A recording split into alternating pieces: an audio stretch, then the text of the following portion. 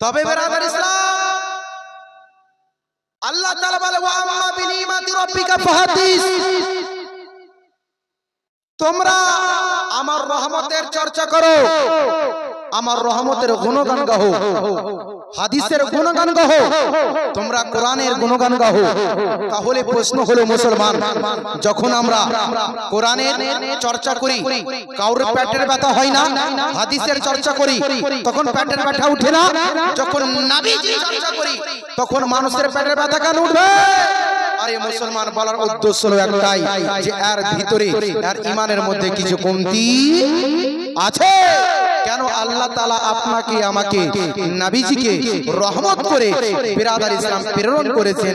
শুধু এটাই নয়, আল্লাহ তাআলা বলেন নবী আমি তোমাকে দোনো জাহানের এবং কুল কায়নাতের রহমাতাল লিল আলামিন করে প্রেরণ করেছি। ওয়া মা আরসালনাকা ইল্লা রাহমাতাল লিল আলামিন। জোরে বলুন সুবহানাল্লাহ। তবে বিরাদার ইসলাম,